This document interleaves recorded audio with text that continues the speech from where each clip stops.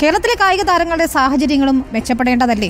ഒറ്റയ്ക്ക് വഴിവെട്ടി വന്ന ഒരാളെയാണ് നമ്മൾ പരിചയപ്പെടാൻ പോകുന്നത്. നിയാസ് എന്ന 14 വയസ്സുകാരൻ സംസ്ഥാന സ്കൂൾ കായികമേളയിൽ സബ് ജൂനിയർ വിഭാഗം 100 മീറ്റർ ഓട്ടത്തിൽ തന്റെ കാഴ്ച പരിമിതി മറന്നാണ് ഈ 9ാം ക്ലാസ്സുകാരൻ 1ാം സ്ഥാനത്തെത്തിയത്.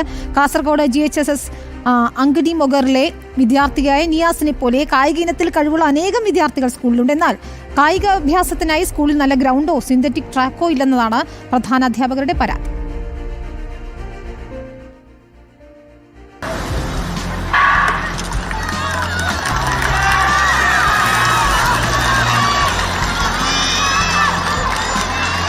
സംസ്ഥാന സ്കൂൾ കായികമേള അങ്ങ് എറണാകുളത്ത് അവസാനിച്ചപ്പോൾ ഞങ്ങൾ കാസർഗോട്ടുകാരും വലിയ സന്തോഷത്തിലാണ്. സബ് ജൂനിയർ വിഭാഗം 100 മീറ്റർ ഓട്ട മത്സരത്തിൽ സ്വർണം നേടിയാണ് നിയാസ് എന്ന വിദ്യാർത്ഥി കാസർഗോട്ടുകാരുടെ അഭിമാനമായി മാറിയത്. ചെറുപ്പം മുതലേ കാഴ്ചശക്തി കുറവുള്ള നിയാസ് ആണ് ഇന്നത്തെ നമ്മുടെ താരം.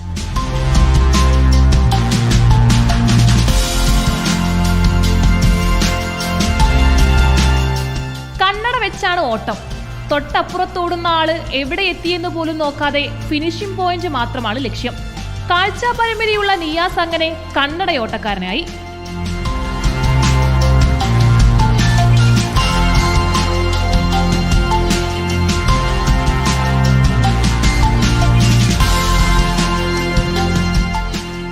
രണ്ടാം ക്ലാസ് മുതലേ കണ്ണട ജീവിതത്തിലെ മുഖ്യ കഥാപാത്രമാണ്.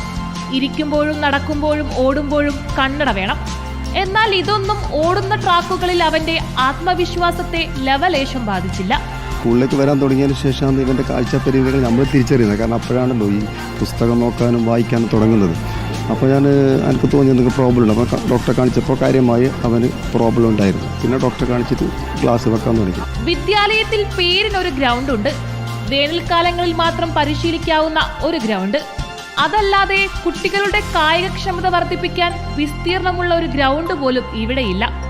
അതുകൊണ്ട് തന്നെ വെറും 3 ദിവസം കൊണ്ട് പരിശീലനം പൂർത്തിയാക്കി അവൻ ട്രാക്കിലേക്ക് ഇറങ്ങി.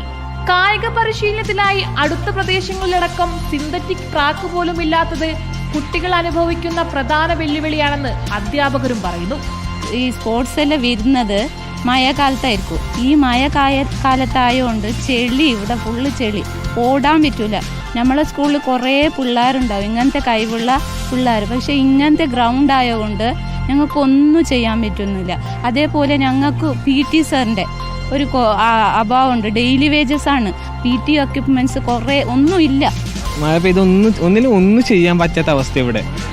പൊതുവെ നമ്മുടെ കാസർഗോഡ് ജില്ലയിൽ ഒന്നും വേണ്ട. ഒരു സിന്തറ്റിക് എന്നൊരു ഇത് വേണം. നമുക്ക് ഇവിടെ സിന്തറ്റിക് അല്ലെങ്കിൽ നീലേശ്വരം പോകണം. 70 കിലോമീറ്റർ ദൂരമാണ്. കഴിവുള്ള കുട്ടികൾ നല്ല ഇതുണ്ട്. ഇവനാകെ 3 ദിവസത്തെ പ്രാക്ടീസാണ് കിട്ടിയത് അവിടെ.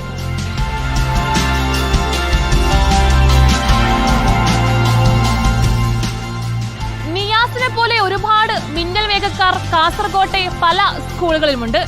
എന്നാൽ പരിശീലനത്തിന് അടിസ്ഥാന സൗകര്യങ്ങളില്ലാതെ ഇവരുടെ സ്വപ്നങ്ങളെല്ലാം ട്രാക്കില്ലാതെ മൂടപ്പെടുന്നു. വീഡിയോ ജേർണലിസ്റ്റ് രഞ്ജിത്ത് മണിപ്പാടിക്കൊപ്പം reporter Archana Raveendran, in reporter, Kasaragod.